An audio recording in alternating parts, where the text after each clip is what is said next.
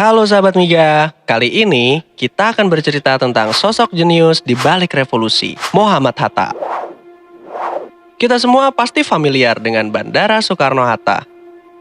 Tapi mungkin kita lebih mengenal nama depannya saja, atau bahkan menganggap itu hanya satu nama, dan melupakan sosok di belakangnya.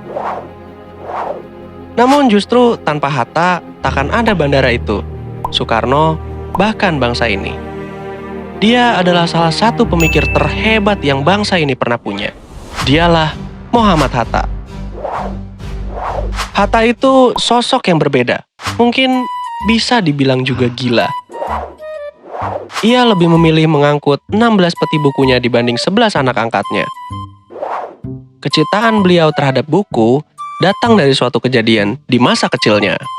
Ia diberikan 3 buku oleh pamannya, di mana di sana ia menemukan bahwa ia bisa menjelajah ke mancanegara dan seolah mengobrol dengan tokoh-tokoh hebat dunia. Itulah hebatnya buku bagi Hatta, yang kemudian tumbuh besar di mana buku berperan penting bagi hidupnya. Buku dan Hatta semakin tidak terpisahkan, bahkan saat ia berkuliah di Belanda. Kawan-kawannya pun sering meledek kalau Hatta lebih tertarik pada buku dibanding perempuan. Keisengan itu semakin menjadi ketika mereka menjebak Hatta dalam sebuah kencan dengan gadis cantik asal Polandia. Konon katanya, gadis ini bisa menggetarkan hati pria manapun. Tapi tentu saja, Hatta bukanlah pria biasa. Cintanya akan buku dan tanah air membuatnya bersumpah untuk tidak menikah sebelum Indonesia merdeka.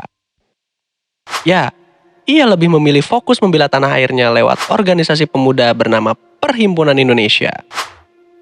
Organisasi ini bagaikan wahana perjuangan Hatta di negeri Belanda. Di koran-koran, ia menulis kritik dan pemikiran yang lebih tajam dari peluru senapan. Tulisan-tulisan itu membuat Belanda ketar-ketir. Berani-beraninya seorang bumi putra melawan, apalagi di negeri sang penjajah itu sendiri. Kemudian Hatta pun disergap, ditangkap karena dianggap menghasut kerusuhan. Apakah Hatta menyerah? Tentu saja tidak. Di dalam kurungan penjara, Hatta menyusun pembelaannya. Kemudian, dalam ruang sidang yang mencekam, Hatta balik menghantam, melalui pembelaan yang ia nyatakan dengan lantang tanpa keraguan. Hatta menuntut Indonesia harus merdeka. Dia mengguncang hati lawannya dengan pidatonya yang sangat menggelegar. Kemudian Hatta pun dibebaskan dan pemimpin baru telah lahir. Kabar tentang anak bangsa yang mengguncang Belanda menggema hingga ribuan kilometer jauhnya. Kelak mereka akan bersanding bersama sebagai Dwi Tunggal yang memproklamasikan kemerdekaan negara Indonesia. Muhammad Hatta bukan hanya sekedar orang yang berada di belakang proklamator kita. Mereka berjalan beriringan, dengan hubungan yang memang penuh benci, tapi juga ada cinta. Terkadang mereka bertengkar hebat lewat kolom-kolom di media massa. Namun, di balik itu semua, mereka adalah sahabat karib, pasangan sehati, yang namanya split dipisahkan dalam sejarah perjuangan Republik ini. Nah, itu dia sedikit cerita tentang sosok jenius di balik revolusi Muhammad Hatta.